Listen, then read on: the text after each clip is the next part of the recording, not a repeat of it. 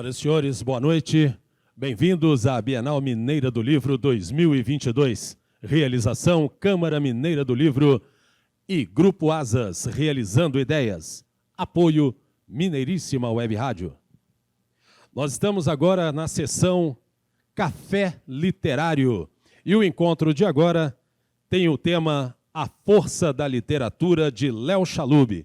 Inspirado pela capoeira, o autor reconta a história de um dos mais importantes heróis brasileiros, Zumbi dos Palmares. Nosso convidado, Leonardo Chalub, mediador, Rogério Faria Tavares, curadoria da Academia Mineira de Letras, oferecimento Grupo Autêntica. Leonardo Chalub é mineiro de Belo Horizonte, formado em cinema e em publicidade. Aproveita seus conhecimentos nessas áreas para contar histórias emocionantes. Apaixonado por capoeira e outras lutas, acredita que é possível mudar o mundo por meio da narrativa. Venceu o Prêmio Jabuti de Literatura Juvenil com Palmares de Zumbi. Rogério Tavares, advogado, jornalista, mestre em Direito e doutor em Letras. Foi presidente do BDMG Cultural e atualmente preside a Academia Mineira de Letras. Também pertence ao Instituto Histórico e Geográfico Brasileiro e ao Instituto dos Advogados Brasileiros e ao PEN Clube do Brasil. É cronista semanal do Diário do Comércio desde 2016. Entre seus livros estão A Noite dos Mascarados, Contribuições para a História do Instituto dos Advogados de Minas Gerais, Contribuições para a História do Instituto dos Advogados Brasileiros e Contribuições para a História do Instituto Histórico e Geográfico Brasileiro. A partir de agora, Café Literário na Bienal Mineira do Livro 2022. Rogério. Muito obrigado, Renato. É um prazer estar aqui para mais uma sessão do Café Literário, fruto da parceria entre a Bienal Mineira do Livro e a Academia Mineira de Letras, e hoje entrevistando o Leonardo Chalub. Leonardo, muito obrigado por ter aceitado o nosso convite. Eu que agradeço a oportunidade de estar aqui falando sobre esses dois livros e de estar aqui com vocês, né, nesse grande evento do livro. Olha, nós vamos falar sobre os dois livros que o Leonardo já lançou pelo Grupo Autêntica. São livros preciosos, o público vai gostar de conhecer melhor essas duas obras. Mas antes, eu quero perguntar para o Leonardo um pouquinho sobre a trajetória dele, para a gente entender como que ele chegou até o momento de virar escritor e um escritor premiado, né? O primeiro livro que ele lançou ganhou o Jabuti, de melhor livro juvenil. Leonardo, você é mineiro de Belo Horizonte. Eu queria que você contasse para o nosso público como é que era a sua família, a sua casa, como é que você passou a infância e a adolescência, sobretudo na relação com a cultura e com a literatura. Olha, na minha casa, eu tive o privilégio, tenho o privilégio de ter uma mãe que é professora, foi professora, e que lê muito, muito, muito, muito. Então, ela é daquele tipo de pessoa que quando a gente está na escola, a gente olha o livro pela lombada, né? Ah, esse é bom, pequenininho, né? Rapidinho eu vou ler. Minha mãe não, ela só gosta dos calhamaços. Os que param em pé. Isso. Então, eu tenho esse privilégio e tenho o privilégio também de ter uma irmã que é doutora em linguística. Então, eu tive uma influência, aprendi muito com elas, muito, muito, muito. E desde sempre eu gostei de assistir muitos filmes. Eu lia pouco na minha adolescência, aprendi a ler na faculdade. No curso de cinema eu li muito, tive que ler muito e acabei tomando gosto. Mas, assim, lá em casa, a influência são minha mãe e minha irmã. Agora é interessante, você já adiantou um pouquinho aí o teor da minha próxima pergunta. Na hora de escolher o curso universitário, você escolheu o cinema e também escolheu a publicidade. Eu queria primeiro falar sobre o cinema. Você já até adiantou, via muito filme quando era criança, quando era adolescente. O que o cinema significou na sua formação cultural? Olha, eu sempre amei assistir filmes, sempre amei. Depois que eu entrei no curso de cinema, eu fui estudar a história do cinema, né? Foi muito bom eu ter tomado pau na primeira na primeira vez que eu cursei essa disciplina, porque quando eu refiz com muita dedicação, porque eu sabia que era uma disciplina muito difícil. E ali eu estudei muito sobre cinema mundial, e eu fui entender a relação do cinema com a nossa cultura, né? Ali eu fui entender que o cinema americano foi, na verdade, a ponta de lança do American Way of Life, né? Que nos influencia todos os dias. O estilo de vida norte-americano foi trazido para o Brasil através do cinema, né? E também na verdade, a minha monografia foi sobre a história do cinema brasileiro. Por que o cinema brasileiro não se industrializou, né? O cinema americano é uma indústria, né? E por que isso não aconteceu aqui no Brasil? E aí fui estudar todas as tentativas de industrialização do cinema brasileiro, lá desde a Cinédia, Vera Cruz, Mazzaropi, Embrafilme, a Boca do Lixo. E aí fui estudar até a Lei Rouanet, né? Passando pela retomada do cinema, e fui entender ali por que o público brasileiro não tinha tomado gosto pelo cinema brasileiro, né? Então, essa formação foi muito importante para eu entender a parte cultural que existe, o monopólio do cinema americano que existe no nosso país, que foi acontecendo ao longo dos anos pela compra, né, pelo monopólio das salas de cinema, pela relação que existia, por exemplo, da obrigatoriedade do filme brasileiro ser exibido. E aí eu fui descobrir que, muitas vezes, o filme brasileiro, eles tinham que exibir um longa-metragem americano de 1h30, mas antes tinham que passar, obrigatoriamente, um filme brasileiro de pelo menos 10 minutos, um curta. E aí, muitas vezes, esse curta-metragem era feito pelo próprio dono da sala de cinema. E aí ele fazia um filme lá meia boca, aí você assiste um curta-metragem ruim e assiste uma mega produção americana em seguida. Então, o gosto do povo brasileiro foi sendo tratado aí, né? Então, eu fui descobrindo muitas coisas interessantes sobre, inclusive, as tentativas de sufocar o cinema brasileiro, né, que houveram. E isso foi me trazendo uma carga cultural muito forte, assim, um senso crítico muito importante nesse sentido. E a publicidade? Como foi que surgiu a ideia de também cursar publicidade, que é outra forma de expressão, né? É outra forma de comunicação, assim como o cinema? A minha relação com a publicidade é uma relação meio controversa. Assim, ela foi explicitada durante todo o meu curso. Porque logo quando eu cheguei no curso, eu era um dos alunos mais velhos, já tinha cursado uma faculdade. Eu acho que eu era o mais velho da sala. E naquela hora que o professor chega e pergunta seu nome, qual a sua intenção, o que você quer fazer da vida, né? Por que você está cursando publicidade? Falei, olha, me apresentei e falei que a única coisa que eu sabia que eu não queria trabalhar em agência. Todo mundo virou a cara, falou, o que é isso, né? E vai trabalhar onde, então, né? Mas eu já tinha uma visão mais ampla do mercado.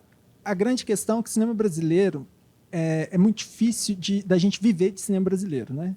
Poucas pessoas vivem exclusivamente do cinema. A maioria vive de cinema, televisão, publicidade. Então, as produtoras diversificam a sua atuação. E eu entendi isso muito rápido, porque o mercado brasileiro também foi... o mercado de Belo Horizonte, principalmente, né, em comparação a Rio e São Paulo, é um mercado muito fraco. E faltou emprego. A verdade é que eu falei, gente, eu tenho que abrir o leque, expandir minha área de atuação para eu poder arrumar um emprego aqui em Belo Horizonte. Então, eu falei, vou cursar publicidade para ver se eu consigo aumentar minhas chances de ter uma vaga de emprego, uma oportunidade de trabalho. Mas, no curso de publicidade, a grande questão é que eu tenho meio um preconceito com propagandas que fazem... que humilham o consumidor para que ele consuma algo. Então, aquele exemplo assim, o cara vai te vender um computador e aí ele fala assim, pô, você está passando vergonha, toda vez que você liga seu computador na tomada, coisa horrível. Olha, compra esse computador aqui que ele tem uma bateria que dura 8 horas. Então, eu sempre tive uma aversão a esse tipo de publicidade, que é a máquina do capitalismo, é isso mesmo. Mas eu não queria fazer isso. E aí eu fui aprender a contar histórias, né, na publicidade. Já tinha aprendido, já tinha tido aula de roteiro, já tinha, né, tido aula sobre a curva dramática, sobre todas as questões de narrativa do cinema, mas a publicidade ali me deu uma oportunidade de aprender outras coisas, né, de fechar o significado, eu tive umas aulas de redação muito importantes também. Isso foi muito interessante também para ajudar na minha escrita. Assim. É interessante, você falou aí das práticas, né, que você desenvolveu aí, tanto no curso quanto em outro, né? Sim. Que te ajudaram a contar histórias. Isso. E como é que germinou em você a vontade, o projeto, o sonho de escrever história? Olha, a vontade de contar histórias, ela veio desde o curso de cinema, antes do curso de cinema. Lá no cursinho eu já começava a rabiscar no cursinho pré-vestibular, né? Eu comecei a escrever algumas coisas, mas eu não tinha técnica, então ficava meio desarticulado, mostrava para as pessoas. E eu estava numa fase muito rebelde como artista, assim, eu pintava umas coisas que ninguém entendia o que era. Eu tinha feito uns cursos de desenho abstrato e uma arte que, às vezes, quando você olha, te causa desconforto. Ela é feita para isso, né? Não tem um significado fechado. Então, você olha e aquilo dali pode parecer 1 milhão de coisas ao mesmo tempo. Então, nesse sentido, eu comecei a escrever, nessa época eu comecei a escrever histórias, mas elas ainda não tinham fechamento, né, pela falta de técnica. E aí, durante o curso de cinema, eu fui aprender essas técnicas e aprender como fechar essa história, né? E na verdade, o primeiro estalo que eu tive para escrever o Palmares de Zumbi aconteceu da seguinte forma. Eu estava lá, mais uma vez, assistindo um filme com a minha mãe. A gente sempre assiste filme juntos. Só que a gente estava assistindo um filme muito ruim. O filme era péssimo, assim, e não era uma superprodução. A gente já tinha passado por todas as superproduções que estavam disponíveis. E a gente escolheu um filme lá que não era muito conhecido. E no final do filme a gente falou, pelo amor de Deus, que filme que é esse? Assim? E aí, naquele momento, eu falei, não, se eles estão gastando dinheiro para esse tipo de obra, porque o orçamento não foi barato, certamente, eu acho que eu sei fazer melhor. E aí eu tive... eu já estava cursando publicidade na época, e aí eu falei assim, não, peraí, eu vou investir um tempo em escrever uma história, né, usando as coisas que eu aprendi, eu acho que dá. Eu já estava trabalhando também, e aí eu fui usando meu tempo livre ali para começar a traçar as primeiras linhas do Palmares de Zumbi. E por que esse personagem, que é um personagem muito importante da história brasileira, mas muito esquecido também? Houve um filme importante no cinema brasileiro, O Zumbi, é um bom filme, inclusive, você deve ter visto, né?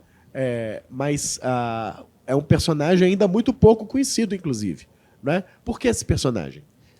Olha, o filme Zumbi eu não conheço. Eu conheço o filme Ganga Zumba, que ele, inclusive, ganhou um prêmio na época. Foi super importante assim, para Veracruz, se eu não me engano. Mas o que aconteceu é que, na época, eu estava praticando muito capoeira. Eu estava assíduo nas aulas. E o que a gente fala na capoeira é que a gente não precisa ser o melhor capoeirista, né, para você progredir ali dentro da cultura da capoeira. E muitas pessoas criam projetos, né? Algumas pessoas dão aulas para crianças carentes, tem um projeto ali social. Outras pessoas fazem os seus CDs, né, para vender na roda. E eu falei, por que não escrever um livro? Está faltando um livro de capoeira. Para vender na roda, era o seu projeto. Para vender na roda. Para vender mão a mão na roda. Isso. Assim. Eu não imaginava que uma editora fosse querer publicá-lo, pelo menos não tão rápido. Pensei em começar de forma independente. mandar para concurso, né? Eu sempre mandei textos para concurso, eu fazia mais poesias e mandava. E aí, mas acabou que a Nemo foi a primeira editora que leu e eles quiseram publicar. Mas por que Zumbi? Pela sua relação com a capoeira? Era um personagem muito evocado nas rodas? O Zumbi dos Palmares, eu tive meu primeiro contato com ele, foi lá mais ou menos com uns 12, 13 anos, numa música do Mestre Museu, né, que ele falava sobre um homem que tinha chegado com a cabeça cortada, dizendo ser mestre e que queria lutar com o cara que estava lá, né, e aí ele fala, era zumbi, guerreiro assim eu nunca vi. E aí essa música ficou muito... eu fixei muito essa música na cabeça, né, mesmo porque a gente precisa cantar na roda, né? Claro. Então eu aprendi essa música e esse personagem foi apresentado para mim ali. E ao longo dos anos eu fui pesquisando sobre Zumbi e vi que a história dele é muito fragmentada, né? É engraçado que às vezes as pessoas falam assim, não aprendi sobre isso na escola. E eu falo que, não tem como alguém te cobrar numa prova quem foi Zumbi, porque tem tantas versões sobre quem foi Zumbi que fica difícil até o professor explicar, né? E eu acho que é por isso que Zumbi se tornou uma figura tão controversa, né? Ao longo dos anos, defendido, odiado, amado e odiado, né?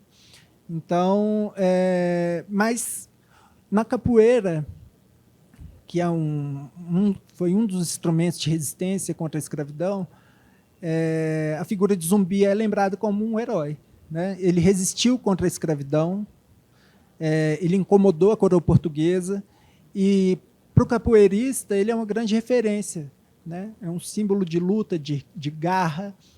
E, nesse contexto, eu não tinha dúvida que ele era um personagem muito importante para nós capoeiristas e que a história de vida dele seria fácil contar uma grande aventura com a história de vida dele, né? Então foi por isso que eu escolhi o Zumbi para começar a minha história na escrita. E como é que você foi montando o livro? Fez muita pesquisa, enfim, teve que recorrer a bibliotecas, a centros de pesquisa, documentação, a arquivos, a livros de especialistas, livros de história. Como é que você foi montando a sua versão do personagem Zumbi? A minha versão... Bom, eu já conhecia a versão que eu ia usar, que é uma das versões mais aceitas pela comunidade da história. Assim, né? Eu já sabia dessa versão, mas eu pesquisei muito, eu usei a internet, eu não fui à biblioteca, os livros que eu já tinha de história eu pesquisei, mas como a minha intenção era escrever uma ficção, e justamente uma ficção que contestasse as demais versões, né, principalmente para expor que as narrativas, como elas não são contadas, elas são questionáveis, né? A gente precisa, inclusive, questionar o que nos é falado. Então, como desde o início eu tinha em mente que a minha narrativa ia ser uma ficção biográfica, eu não me preocupei muito com os outros relatos, mesmo porque eu queria ter uma liberdade de criar ali. Então, quando a gente pega, por exemplo, o mapa do Mocambo, o mapa do Quilombo dos Palmares, né, que a gente acha na internet, tem diversos mocambos, que eram os assentamentos ali dentro do Quilombo. No meu livro tem vários que não existiram oficialmente. Ótimo que você criou. Isso. E como é que você implantou a disciplina da escrita na sua rotina, da escrita do primeiro livro? Bom, o Palmares de Zumbi começou da seguinte forma, eu escrevi o prefácio. Então, quando eu escrevi o prefácio, eu sabia o tom que eu queria dar para o livro. E eu tive momentos de épocas em que eu escrevi muito e épocas que eu deixei o livro, a história se consolidar na minha cabeça para que eu pudesse escrever, mesmo porque eu sou autor de primeira viagem. Então, para você ter ideia, eu fui descobrir que eu precisava do mapa do livro, na hora que eu já estava lá para o 5º capítulo. Eu descobri que eu tinha que montar um mapa ali porque eu precisava saber por onde o personagem tinha passado. Isso é muito interessante porque, na verdade, nem o curso de cinema, nem o curso de publicidade me mostrou isso. Então, foi parte da técnica de escrita que eu tive que descobrir na porrada, na verdade, né?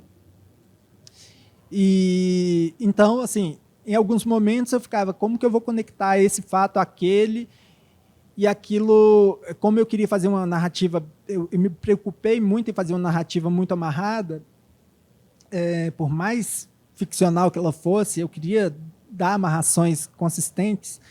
Em alguns momentos eu me pegava sem saber para onde ir, aí eu dava uma pausa, às vezes 1, 2, 3, 5 meses, e aí quando a história estava bem fixa na minha mente, aí eu voltava, e aí nos períodos de escrita eu tinha lá minhas metas diárias, 2, 3 páginas por dia, e ia tentando bater essas metas, né? E aí finalizava um capítulo, dava uma revisada, sempre...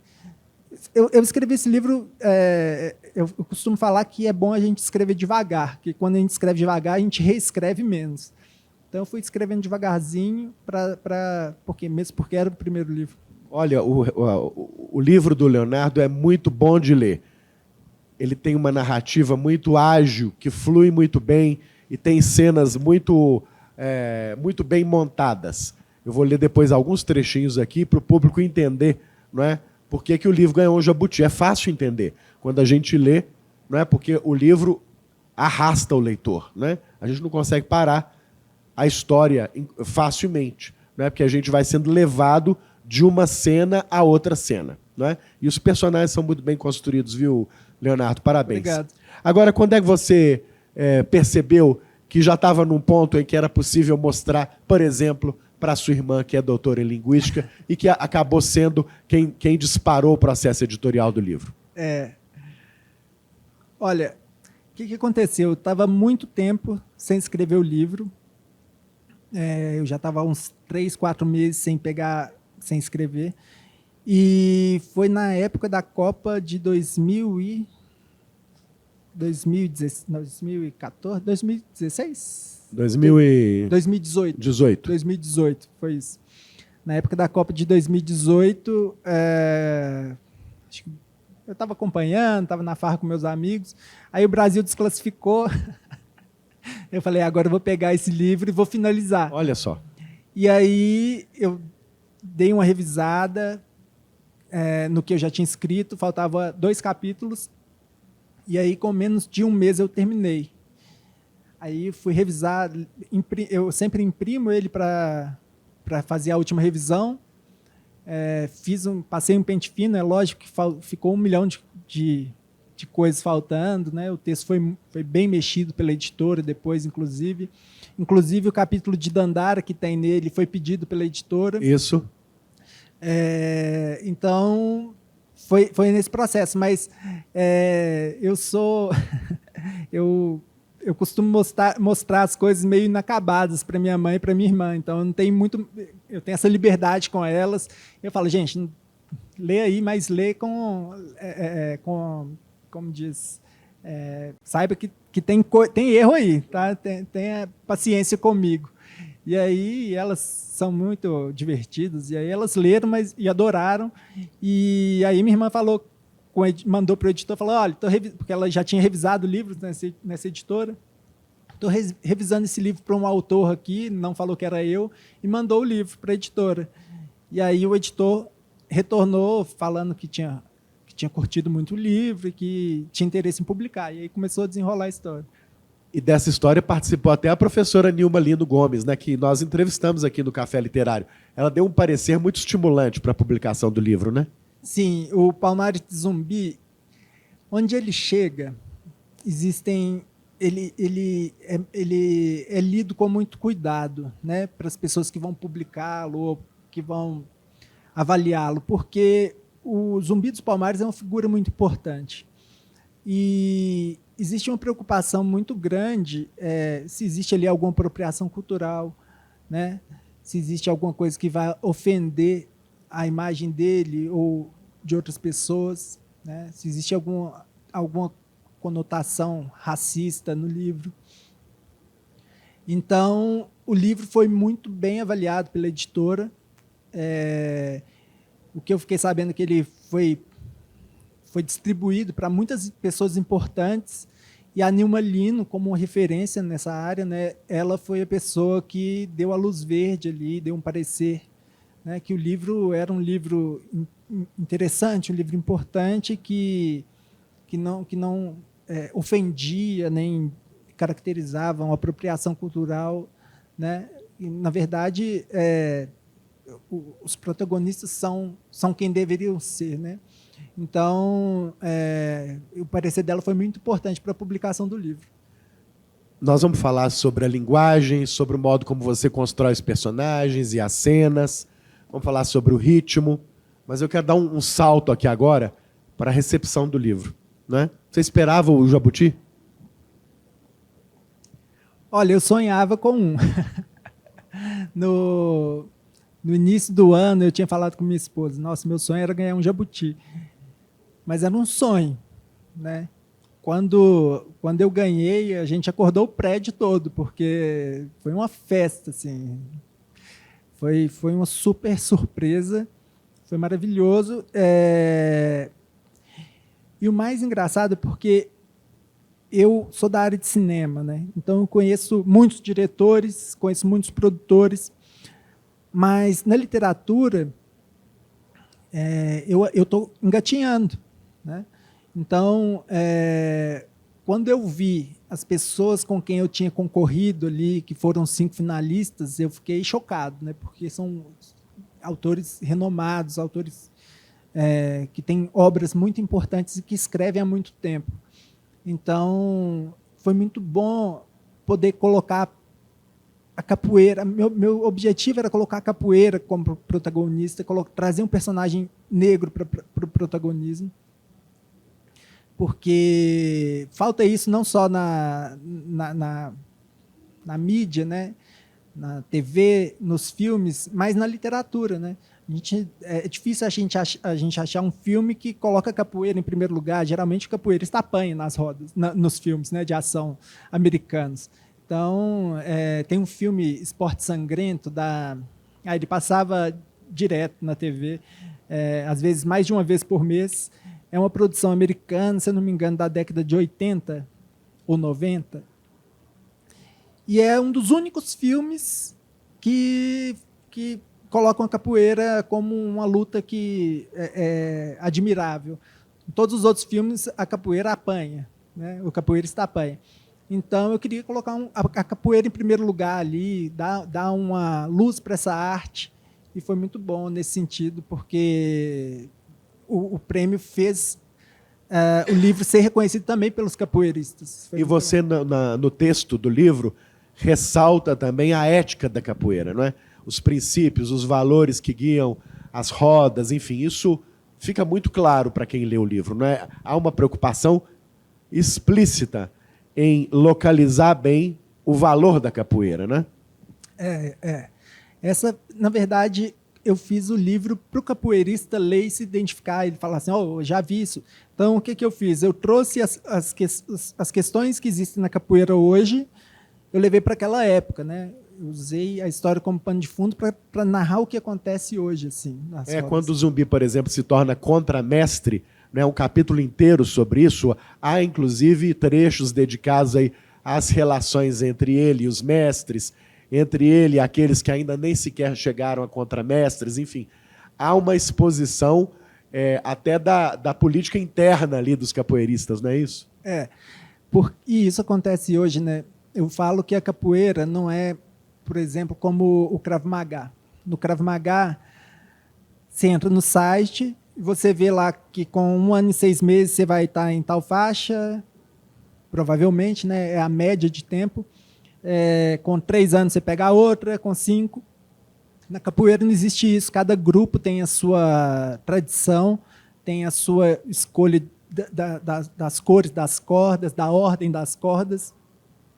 E isso gera um conflito até hoje, né? Isso é uma coisa que se discute hoje, e se discute sobre essa padronização. Então, eu queria trazer essa discussão E aí, quando o capoeirista lê, ele fala, pô, já vi isso, eu sei que isso existe.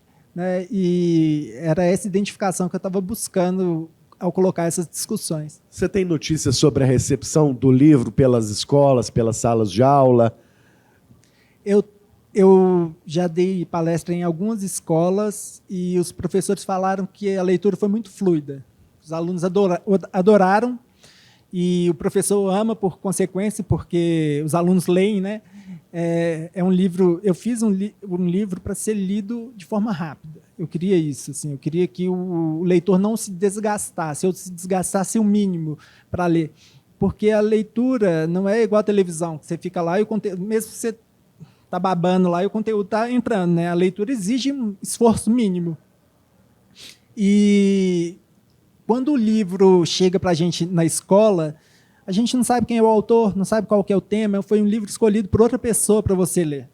Então, eu queria isso, que o livro fosse facilmente assimilado, tanto pelo público que não tem uma cultura de leitura, quanto pelas pessoas mais jovens, né, que fossem recebê-lo na escola. Agora a linguagem. Eu falei para o nosso público que você claramente construiu uma linguagem veloz, ágil, fluida, não é? E a gente acompanhando aqui a sua entrevista sabe que você tem uma formação em cinema, não é? A gente vê aí até os cortes, não é? Você trabalhou dessa forma, Leonardo? Bom, com certeza tem uma influência muito forte, né, do cinema. Na verdade, a escrita do livro ela foi uma forma de externalizar uma história que eu queria contar. Se eu pudesse ter contado ela direto nas telas, talvez eu tivesse feito. Mas como os recursos, né, são escassos no Brasil para filmagem, as leis de incentivo são muito difíceis de ser alcançadas, né,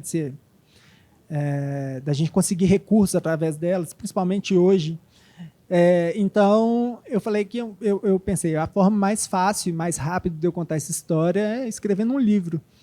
E eu usei muitas das técnicas da construção de um roteiro de cinema para fazer o livro.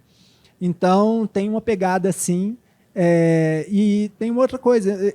Eu particularmente, eu sei que a gente, como espectador, eu fui colocando muito a minha impressão como espectador, né? Como espectador, eu perco a atenção muito fácil se a história começa a me enrolar, né? Se a história começa a encher linguiça, colocar coisa ali só para encher página. Então, eu tentei ao máximo me esforçar para colocar as coisas que realmente importavam na história. Olha, tem alguns textos aqui que antecedem o próprio conteúdo do livro, que eu vou me permitir ler aqui, para que o público possa entender melhor o clima, o tom, a atmosfera em que esse livro se situa, né? O Leonardo já falou da linguagem, do ritmo, da influência do cinema. Está muito claro aqui para nós como o livro se apresenta. Mas há alguns textos aqui que vêm antes da própria história que eu acho que ajudam muito a entender em que tipo de clima o livro foi nascendo. A sua nota do autor aqui eu acho muito importante, não é? Ela é datada de 10 de julho de 2018. Eu vou ler porque é curtinha e porque ajuda a entender o sentimento do autor em relação à sua obra. Abro aspas. À medida que escrevi esse livro, fui ficando assustado, pois para contar essa história, muitas vezes precisei dizer que pessoas foram negociadas, compradas, vendidas ou trocadas. Isso me fez refletir profundamente sobre a podridão que há em alguns homens que pensam que podem determinar o preço de uma vida.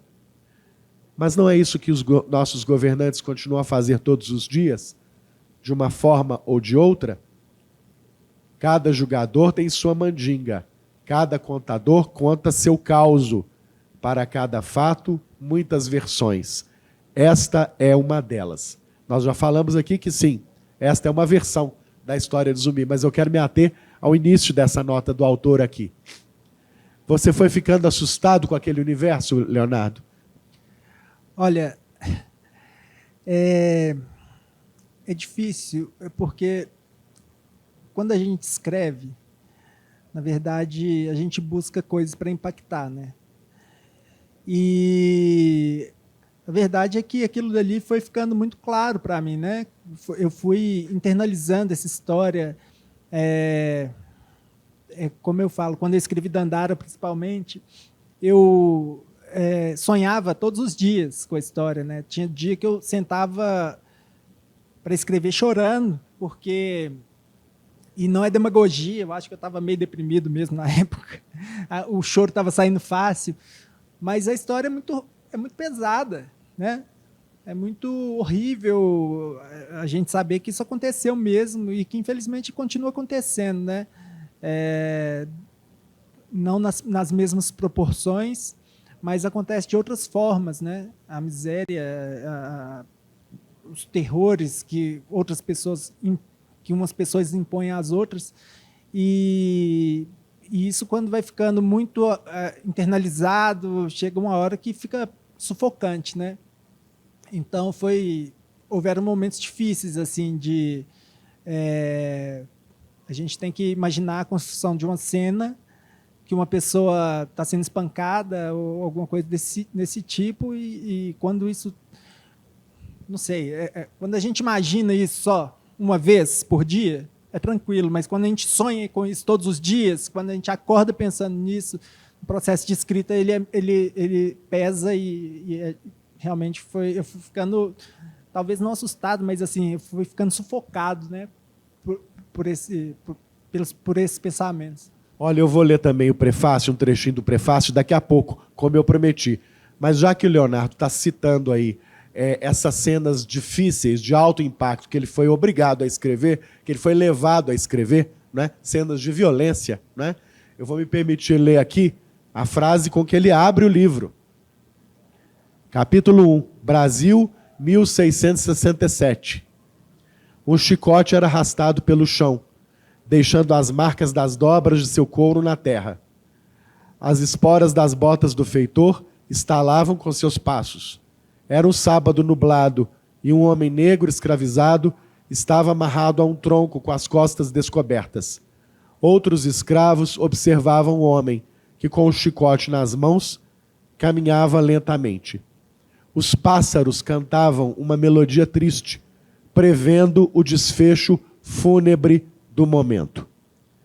É uma cena de alto impacto, e é curioso porque quem presencia essa cena é uma criança, é um menino de nome Francisco, aquela época, que depois todos saberemos, né, os leitores do livro saberemos, será Zumbi dos Palmares, né? E que naquele momento, na infância,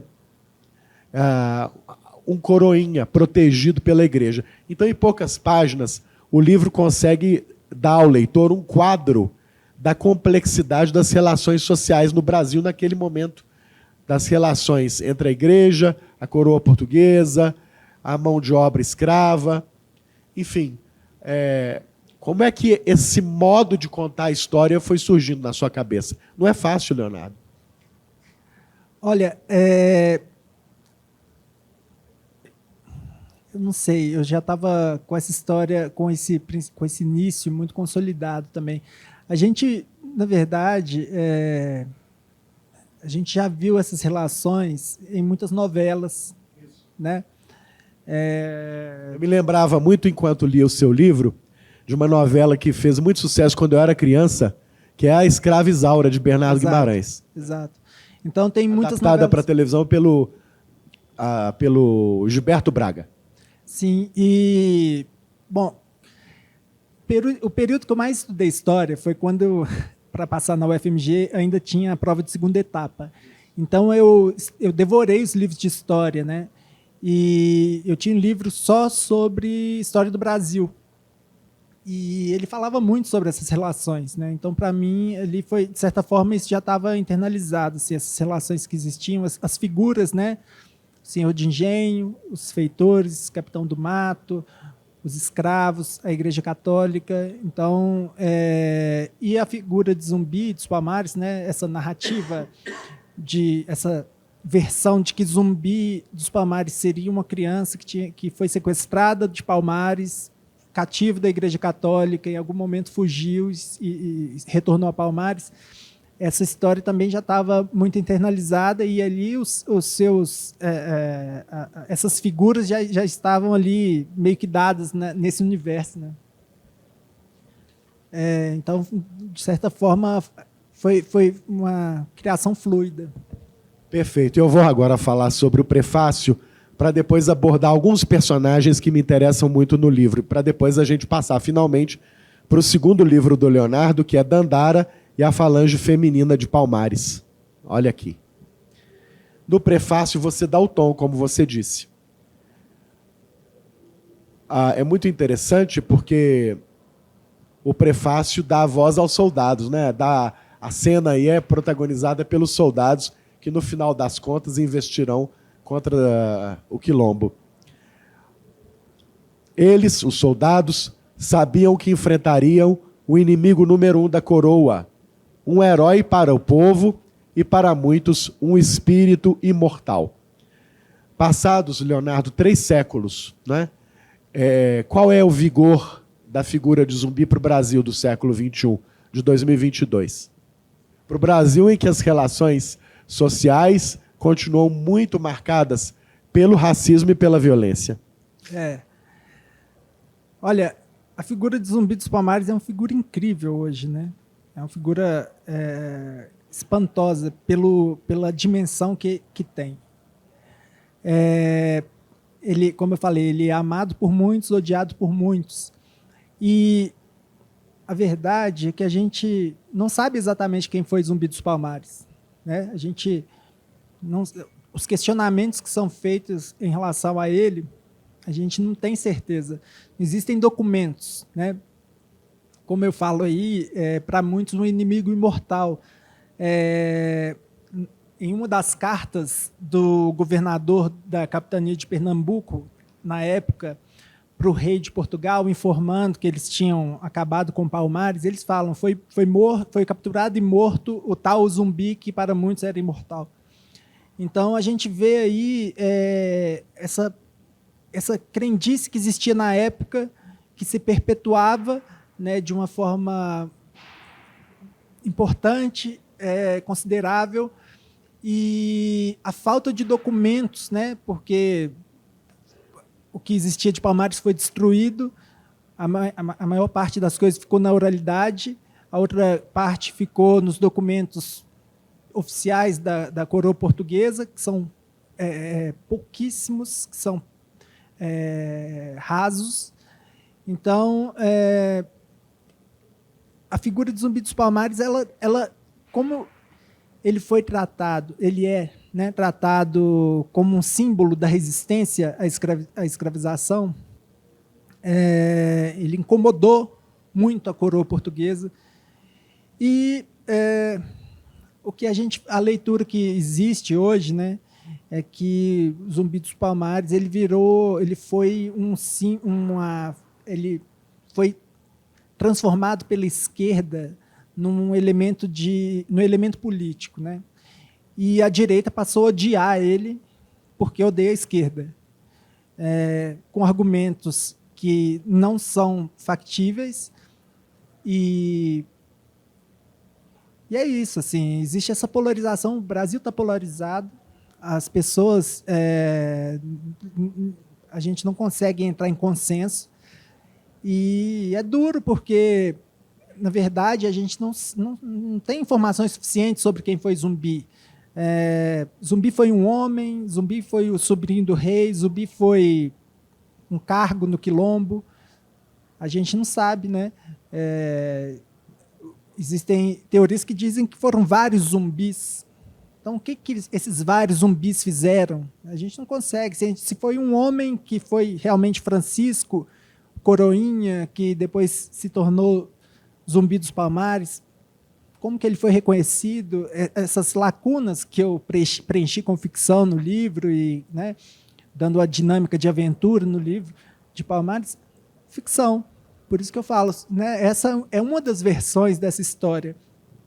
A gente tem muitas versões, e essa figura, como é um símbolo muito forte de resistência, ele incomoda até hoje, porque existe racismo, as pessoas muitas pessoas ainda tentam perpetuar o pensamento daquela época, né? Eu falo que a gente pode herdar a cor da pele, mas o pensamento não, né?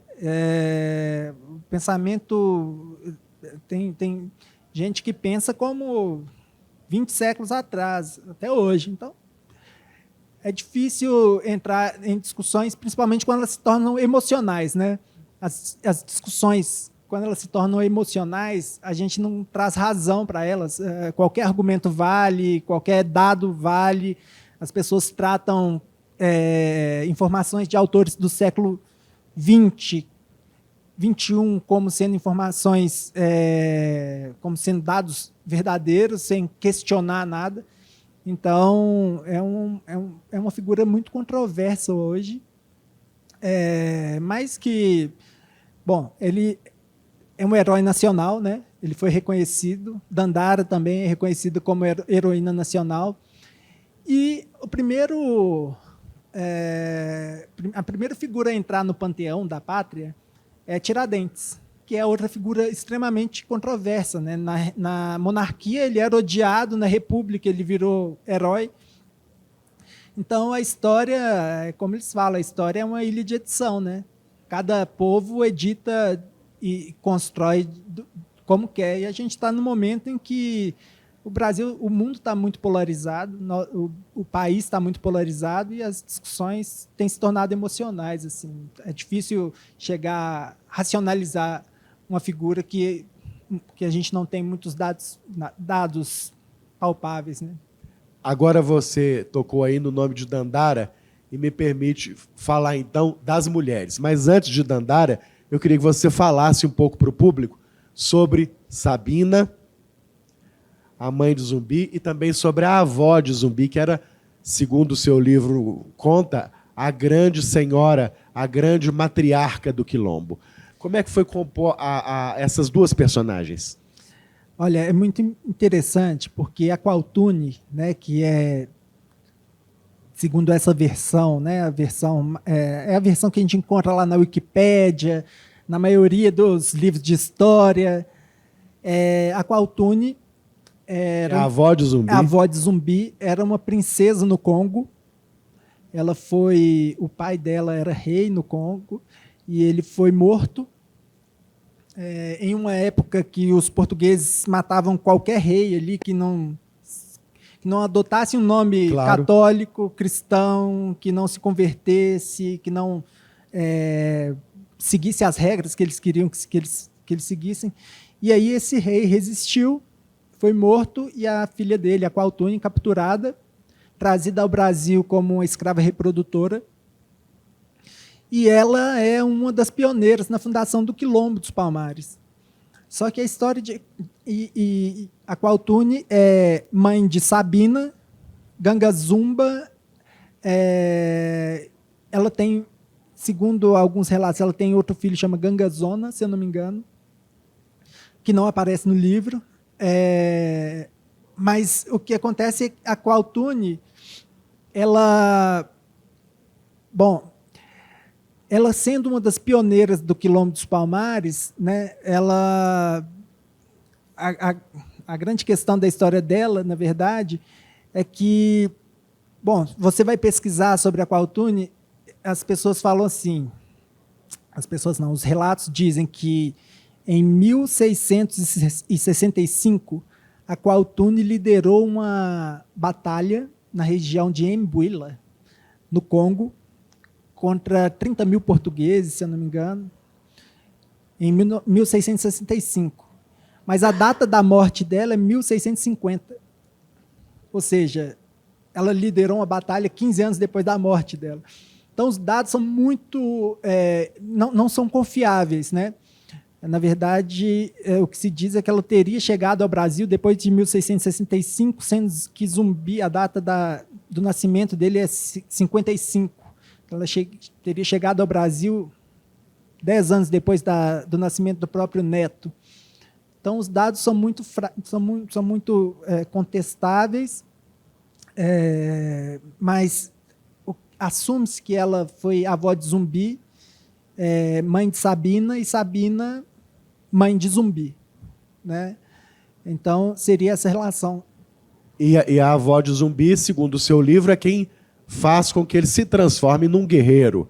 Ela faz, inclusive, uma crítica a outros membros da família dela, a outros descendentes que se acomodaram, preferiram o luxo, o conforto ali do quilombo, o prazer, a segurança, mas ela forja em Zumbi o espírito do guerreiro, não é isso? É isso. Na verdade, a Kwauthuni, se a gente vai pegar na técnica, né, da escrita lá dos 12 passos da criação do herói, a Kwauthuni é o momento do encontro com o mentor, né? Isso. Um dos mentores, né? Zumbi tem vários mentores, mas a Kwauthuni, certamente, a mentora mais importante dele é quem lidera o quilombo.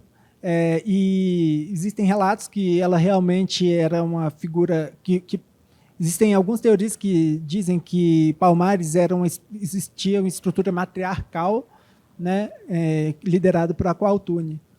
Então, se a gente pega lá nas 12 etapas da criação do herói, a Kwauthuni é esse encontro com o mentor.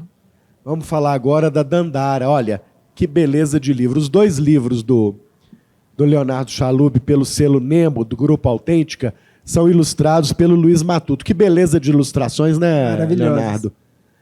Maravilhoso. Luiz Matuto caprichou, ele é um grande artista, né?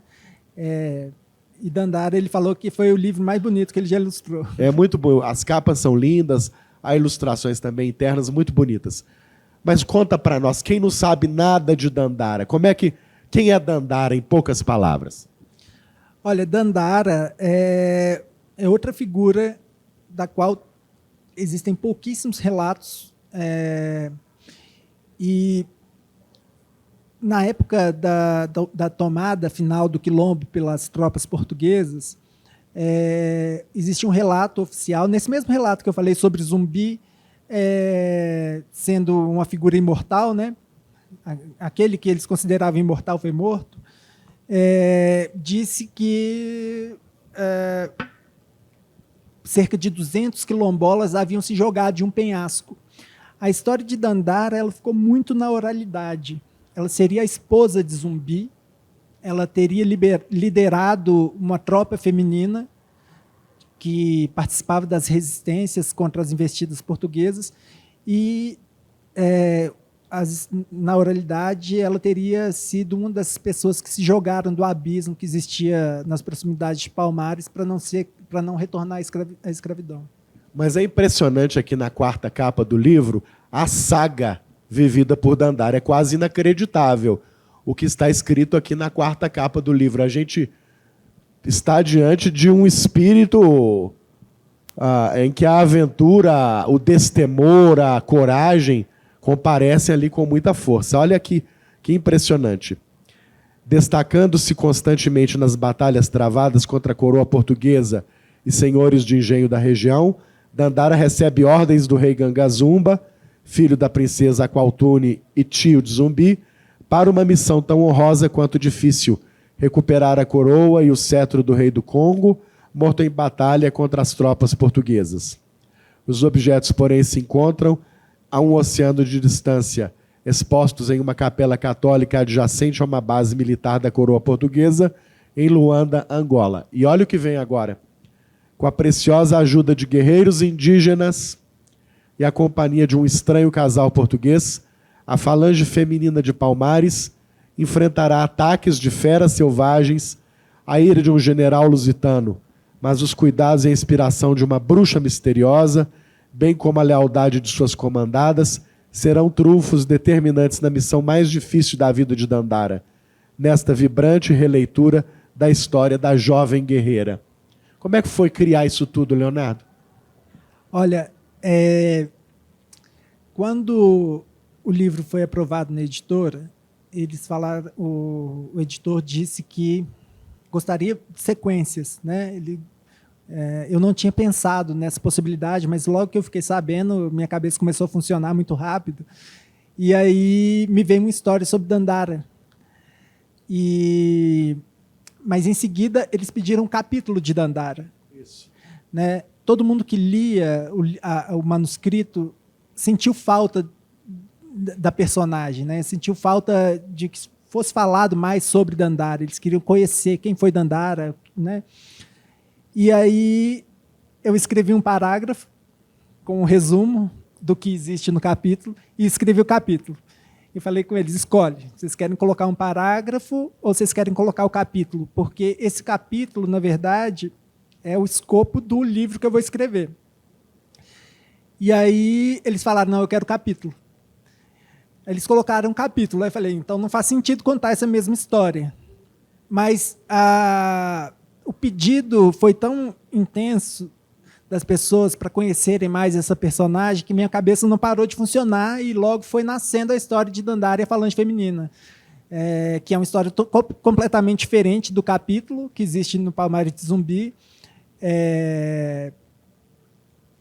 95% é ficção, né, fora os nomes que eu cito e as relações que existiam ali no Quilombo dos Palmares, o resto é ficção. Então, foi muito interessante contar essa história, foi muito legal. Olha, o Leonardo dedica a obra às mulheres guerreiras. Eu vou ler a dedicatória. Abro aspas. Dedico este livro a todas as mulheres que, em um mundo tão machista, precisam se transformar em verdadeiras guerreiras para sobreviver. Fecho aspas. Há duas causas aqui muito claras, né, em relação às quais seus dois livros se manifestam, digamos assim. O racismo e a escravidão, por um lado, e o machismo, por outro. Né? Como é que você tratou o tema de gênero, a questão da mulher? O que mais te inquietou como escritor na hora de compor a personagem de Dandara, o seu vigor, a sua força, a sua tenacidade e a da sua falange? Em que você pensava sendo um autor do século XXI? Bom, quando a Nilma Lino fez a leitura do Palmares de Zumbi, ela levantou apenas uma questão, se eu não me engano. A forma como eu descrevi o cabelo de Dandara. E eu falei que eles eram cacheados. E ela falou, por que não crespos? E aquilo dali virou uma chave em mim. Eu fiquei muito... Essa leitura dela, só um especialista pode fazer, né? Eu não sou especialista. Eu sou, como eu disse, estou engatinhando. Estou aprendendo. E esse desafio foi uma das faíscas assim, que me fizeram não aceitar o desafio, mas me propor o desafio de escrever sobre uma personagem feminina. Eu tinha acabado de... Não, minha filhinha já tinha uns 2 anos de idade.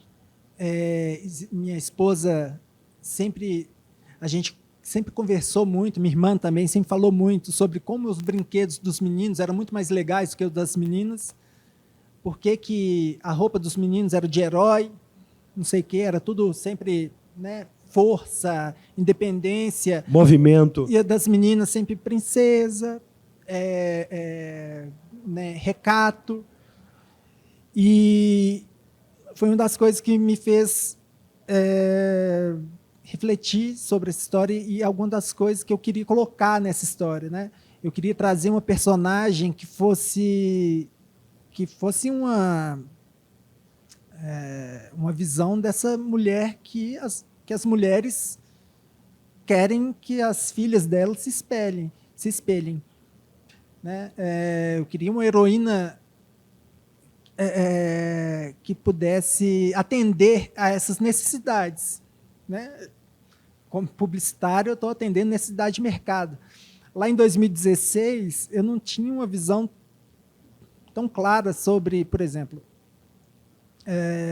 no Jabuti de 2020, a maioria dos livros que ganharam o Jabuti falavam sobre cultura negra, escravização, né? Eu não tinha essa noção, eu percebi que foi uma demanda do prêmio. E aí eu fui pesquisar quais eram as demandas do público, né? Então, essa demanda de uma heroína que fosse despida dessas... que fosse diferente das princesas da Disney, né? Das heroínas que são americanas, que são sempre recatadas e tal. E, óbvio que está havendo uma mudança, eles também estão super antenados nas demandas do mercado. Mas aí eu fui catando as coisas que são importantes, fui estudar, né? Fui conversar com algumas pessoas sobre o que é importante falar. E aí, claro que eu fui observar o macro, e isso está muito na nossa cara, a importância de falar sobre a mulher negra empreendedora. Forte, Dandara é uma ativa. empreendedora, né? Ela é uma líder. E ela luta pelos ideais dela, ela luta pelo espaço dela, que é uma luta que está acontecendo hoje. É real. É real, é uma luta que vem acontecendo há séculos, né? E que precisa de fôlego, né? Então, mais uma vez, por que não tentar, humildemente, se uma menina lê e fala assim, eu também posso, né? Já valeu a escrita do livro, uma só. Que legal.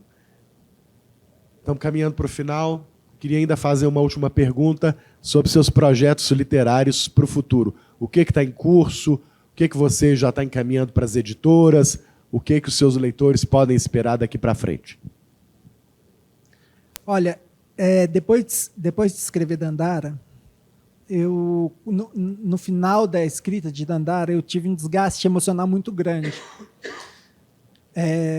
Porque, eu não sei se é porque a história foi quase toda criada por mim, então eu acho que eu sonhei mais com isso, né? Não sei. Mas eu pensei assim, eu preciso dar um tempo do enredo de Palmares. E aí eu já tinha outras ideias, eu tenho algumas ideias que fui anotando ao longo desses períodos, mas tinha uma ideia que eu já tinha proposto ao meu irmão.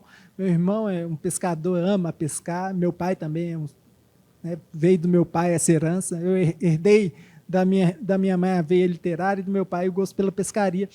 E aí eu criei um livro sobre contos para pescadores, de contos para pescadores. Que legal. Uhum. Que é um outro mercado, é um outro público que lê pouco, que eu acho que precisa de boas histórias, carente de boas histórias. Eles adoram contar histórias uns para os outros, mas que a gente acha pouca história de pescaria, e aí eu quis dar uma pegada interessante para essas histórias. Fui aprender a escrever conto, porque, meu Deus, quem escreve conto aumenta um ponto mesmo, quem conta um conto aumenta um ponto, porque às vezes você contando uma história aqui, a gente ri, é fácil, mas você vai passar aquilo para o texto, é uma coisa completamente diferente. Aí eu fui aprender na raça também, a dar vida para essas histórias de uma forma interessante. Foi bem legal o processo também. Deu uma... como disse, foi uma coisa leve para eu me distrair também, para eu conseguir tirar aquela sobrecarga emocional, sem muito compromisso também com dados históricos, com pesquisa, lógico que tem algumas preocupações ali quando a gente vai escrever, mas é um livro que exige menos preocupação, é um livro mais descontraído, chega quase a ser uma meio comédia, então... Já está em editora, já está sendo avaliado. Ele está sendo lido, eu já enviei para a editora, né? Eu tenho que enviar para a Nemo. Eu não sei se é um livro que cabe no escopo da editora Nemo, é uma coisa que eu também fui aprendendo com o tempo, né? Cada editora tem sua linha editorial ali, essas coisas... E eu não sei se cabe, mas vamos ver. Eu estou guardando a resposta ainda. De vez em quando eu cobro o Arnaud, ele me xinga, aí eu fico quieto por uns meses, depois eu cobro ele de novo. Leonardo, muito bom conversar com você. Aprendi muito, gostei muito dos livros. Eu queria uma palavra final sua sobre literatura. Em que a sua vida mudou quando a literatura tomou o espaço dela? Olha, primeiro, eu queria falar só uma coisa. que eu lembrei aqui e que eu acho que é importante as pessoas refletirem sobre. A questão do racismo, né, que eu abordo nesses livros, é uma imagem que sempre me vem à cabeça de uma história que eu já ouvi mais de uma vez, que é de uma criança com uma bucha e um sabão na mão, tentando lavar a cor da própria pele. Né? Essa imagem, eu acho que cada vez que uma pessoa pensar no seu filho fazendo isso, vai ser uma imagem que nos leva a refletir sobre a importância da gente acabar com o racismo. Né? A importância da luta antirracista. Então, essa é a mensagem que eu quero deixar, a mensagem social que eu quero deixar aqui hoje, assim, para que as pessoas pensem. Lembre dessa imagem, pelo menos uma vez por dia, e se coloque no lugar dessa pessoa e analise se é importante ou não. Eu acho que é. Né? Bom, a literatura, eu estou engatinhando, né? Eu estou aprendendo muito, aprendo um pouquinho a cada dia. Quando a gente é criança, a gente aprende uma linguagem muito rápido. Né? Criança de 4, 5 anos aprende inglês, espanhol, 10 línguas. Quando a gente vai envelhecendo, eu sou um jovem ainda, eu sei, mas a gente vai amadurecendo, vai virando adulto, os boletos começam a chegar e a gente começa, pelo menos, eu estou numa fase que é difícil aprender, focar, né? O mundo está tão conturbado, eu acho que eu fico pensando também nessas relações, faz parte um pouco do meu trabalho, mas é tão exaustivo que é difícil aprender e se focar. Né? Mas eu tento aprender um pouquinho todo dia sobre literatura. Essa oportunidade aqui é maravilhosa, porque eu aprendi muito hoje. Eu tive o prazer de te conhecer, né? Tive o prazer de estar em contato com o pessoal da editora, porque a gente não tem esse contato todos os dias. Bom, a literatura, cara, eu estou conhecendo o esforço que é ser escritor no Brasil. Não é fácil. No final de 2019, no final de 2020, quando eu ganhei o prêmio em novembro, né, lá antes da virada do ano novo, eu falei com minha esposa, gente, imagina se eu não tivesse ganhado esse prêmio. Meu primeiro livro,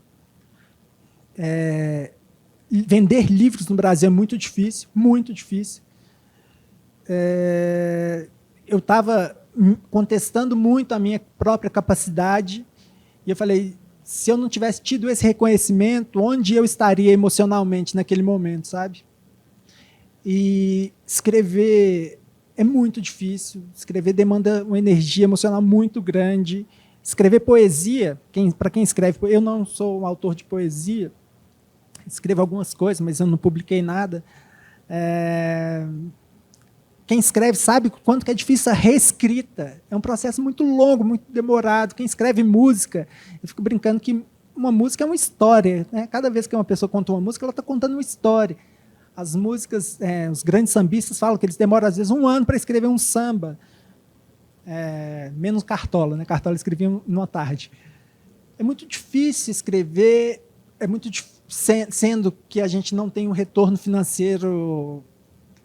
Nem todos conseguem ter o retorno financeiro que nos sustente. Então, eu estou aprendendo sobre isso tudo. Assim.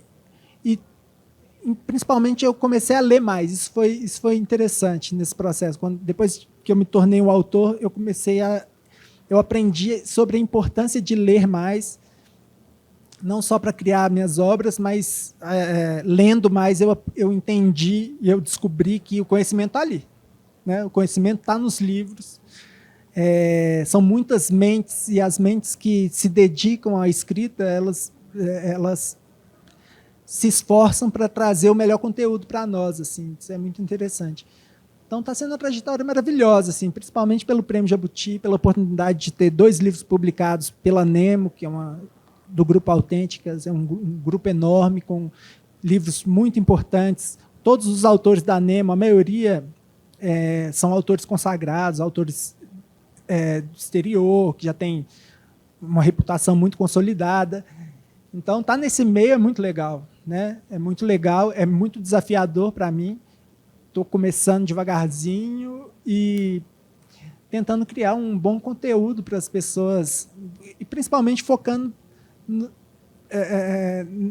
naquelas pessoas que têm dificuldade de ler, naquelas pessoas que não apreciam a leitura ainda, para que elas possam tomar o gosto pela leitura. Muito obrigado, Leonardo Chalub, pela sua presença aqui hoje. Eu que agradeço, gente. Muito obrigado. Foi um prazer. E a você também que nos acompanhou até agora, muito obrigado pela sua companhia e até a próxima.